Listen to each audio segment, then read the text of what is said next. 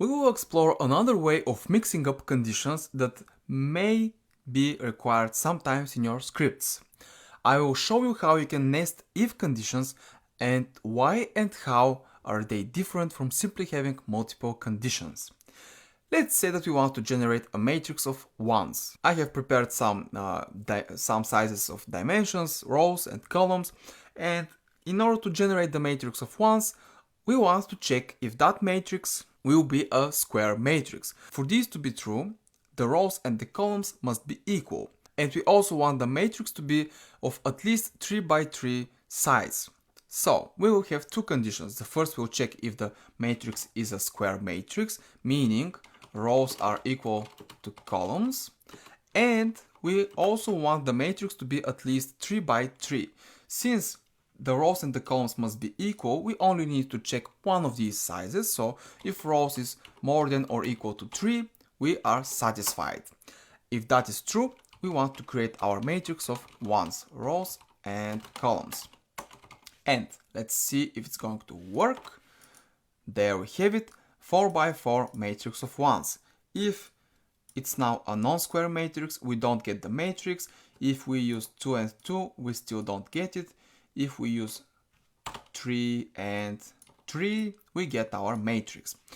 But let's say that we also want to check the number of elements in the matrix, and if that matrix has more than 20 elements, we want to multiply all of these elements by 9. So it's not going to be anymore a matrix of ones, it's going to be a matrix of nines. Within our if condition, we are going to say if numL matrix, you know that the numL function will give us the number of elements in the matrix, is more than or equal to 20, we want to multiply everything by 9, like that.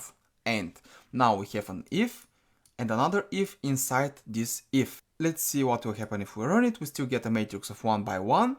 And you might be wondering, why did we split the conditions into two separate nested ifs? Why didn't we just create one big statement to cover all of our conditions? Well, you immediately understand it as soon as we start testing our code. Now, let's try with different rows that are less than 3. So we have a non-square matrix and the rows are less than 3. This will not produce a matrix at all. If we try with rows and columns that are more than 3, we still don't get a matrix. That is obvious.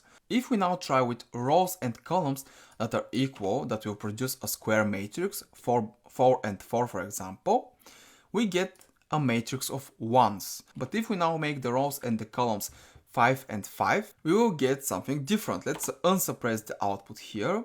So let's run it. As you can see, first we get our matrix as ones, but then we get a second output, and now this matrix becomes a matrix of nines. The difference here is that when we nest conditions, we make our code even more flexible. This way, we have a set of conditions in our main if, these conditions here. If these conditions are true, whatever is in the body of the if will be executed, so the matrix here will be created. Then it will get to the next if, look at it as the next level, and if that turns out to be true as well, its code will also be executed. But if the second if turns out to be false, the code from the first if that is outside of the second if is still going to be executed. So this piece of code is dependent on both of these ifs, but this piece of code is dependent only on the first if. We can't achieve this neither by putting all the conditions in the same if or by separating them into two different ifs, because our first if is the if that generates the main matrix, and the second if is only modifying it.